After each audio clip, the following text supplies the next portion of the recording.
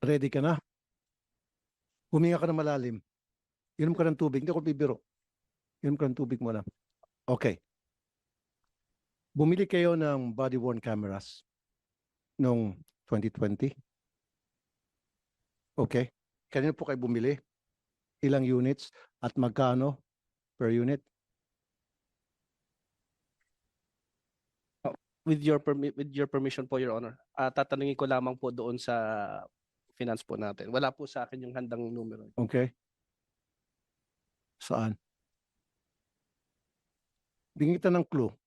Isang unit nagkakahalaga ng 879,000 pesos. One unit ng body-worn camera.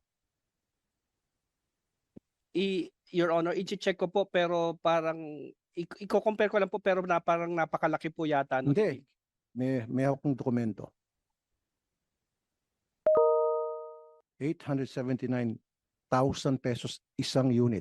Although ginastify nyo yan sa COA, marami kayong mga nilagay, kung ano-ano mga requisitos, pero still 879,000 pesos one unit lang. At nasaan itong mga cameras na ito? Ginagamit pa rin ba ito? Tama po, Your Honor. In fact, meron po tayo sa PPA po na tinatawag po nating National Port Surveillance Center po.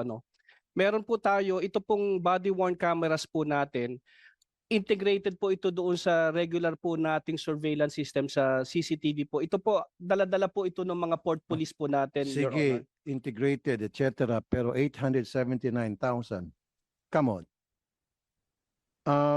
Ang inyong binilihan ay Boston Home Incorporated na ang capital lamang nito ayon sa SEC ay 10 million. And yet, nabigyan nyo ng kontrata na almost $1 billion. At pinuntahan namin tong kumpanyang to, apartment. Wala kang ginagawang due diligence and sumagot.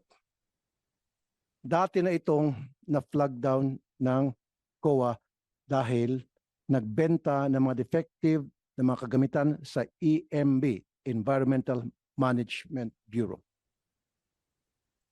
Kung nag-check lang sana kayo, pinuntahan nyo sana itong opisina nito, nakita nyo apartment lang pala ito, ba't kami bibili rito ng daan-daan million worth of cameras?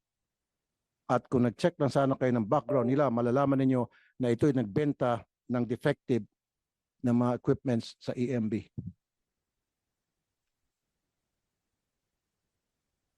Your Honor, with your permission. Ipaliwanag ko po, Your Honor. Ito pong procurement po na to, dumaan po ito sa regular pong proseso ng under Republic Act 9184. At katulad po ng iba pong procurement po ng Philippine Ports Authority, Your Honor, whether infrastructure po or goods po or equipment, hindi po tayo nagbabayad ng advance payment. Sir, ang pinag-uusapan dito, sobrang overpricing, immoral na ito. Iskandaloso na masyado to. Ito, 191 units ang kontrata sa Boston Homes for the amount of 168 million. I-divide mo yung 168 million sa 191, magkano yan?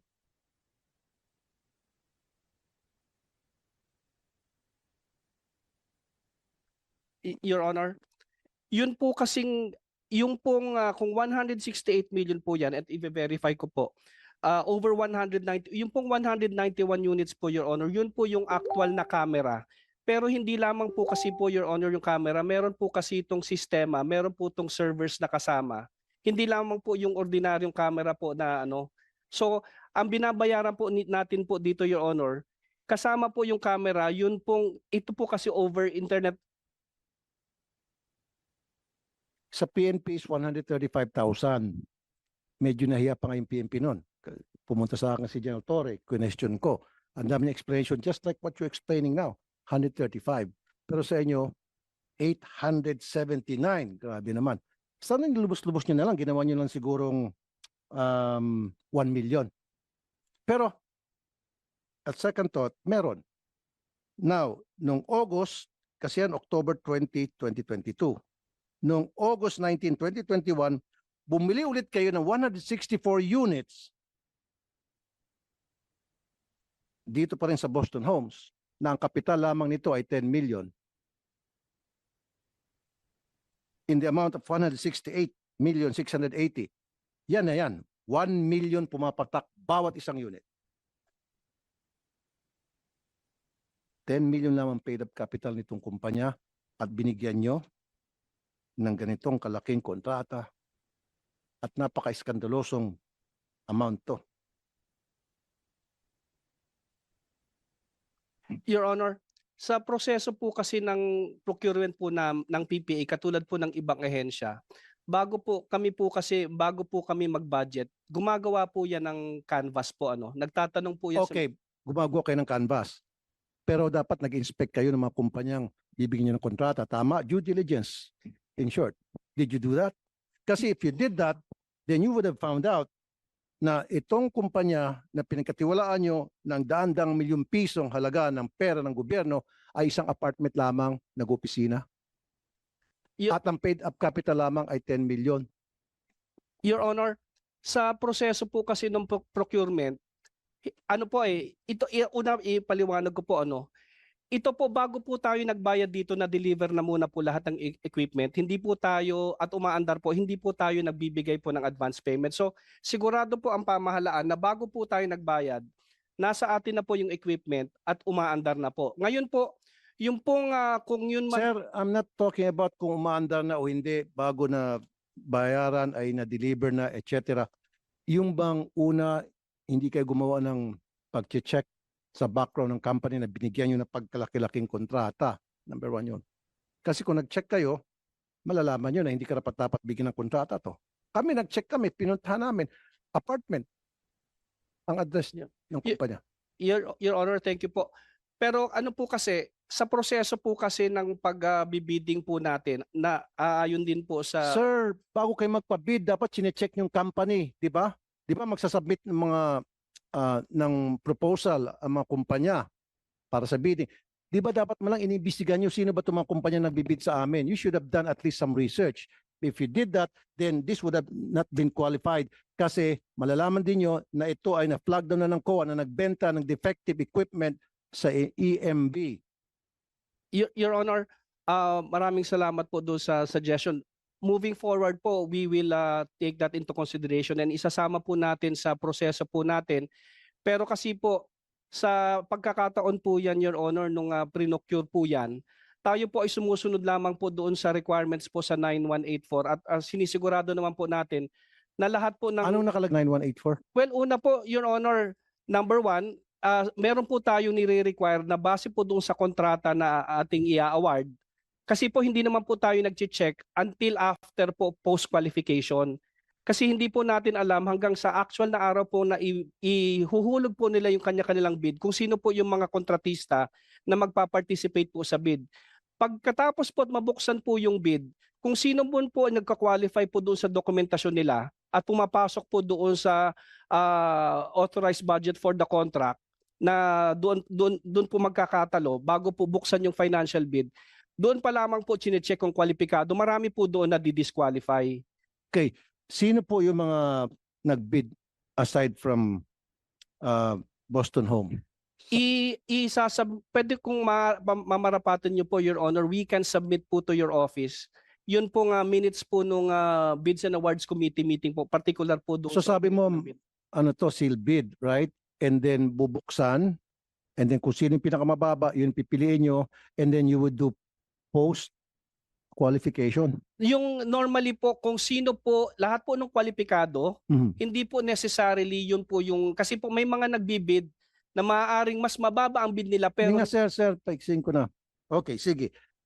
Binuksan nyo yung lahat ng mga nagbid, and then minanalo na. Ito na nga yung Boston Home. So once na-determine nyo na panalo itong Boston Home because siya ang pinaka-lowest bidder, mag-imbestiga na kayo, tama? Lowest qualified bidder po. Lowest qualified. Yes po. Mag-imbestiga na kayo. Magpo-post qualification po, Your Honor. Post qualification. Sinong gumagawa ng post qualification? Yung post qualification po, Your Honor, meron pong technical working group po, yung Sino Bids yung and Awards technical Committee. working group? Yung pong technical working group, din po yan, taga-ahensya din po yon. Hanggang ngayon, sila ba ay nakaupo pa rin dyan? Maaari po, Your Honor, since kung 2020 po yan, maaari pong may iba po dyan ay nakapag-retiro na po. Wala na. Secretary Lopez, sibakin mo mga to. I'm asking you, imbestigahan mo to at sibakin. Dahil may kuntsabahan dito na para dugasan yung gobyerno. Really. Kahit na ano pang palusot mo, Mr. Santiago, hindi ka tanggap-tanggap yun. Post-qualification, sabi mo, Bids and Awards Committee, mag-imbestiga. Kung nag-imbestiga kayo, malalaman nyo na ito ay nagbenta ng mga defective equipment sa EMB. Bago nyo sana talagang totally gino yung kontrata. Pangalawa, pinuntahan nyo sana ang address nito at malalaman nyo isang apartment lang ang opisina niya. Pangatlo, malalaman nyo na yung kanyang paid up capital ay 10 million lamang. Di ba, sir? At pang-apat, grabe naman, 879 million. Yung unang batch, 879 million pesos bawat unit. And then, the following year, tumaas 1 million pesos per unit. Kahit paano sabihin mo, sir, na may mga dagdag-dagdag kung ano-ano, mga nasa surveillance, program, etc., still, it doesn't make sense. Totoo yan, sir. Pumunta ka ng Shopee, 6,000. All in na yun. Ito, 1 million. Sir, Mr. Lopez, Secretary Lopez, I want you to investigate this anomaly. Mr. Chair, Meron anomaly. Go ahead po. Mr. Chair, you have my commitment that I'm going to look into this, especially the post-qual of the TWG and the PAC, Mr. Chair.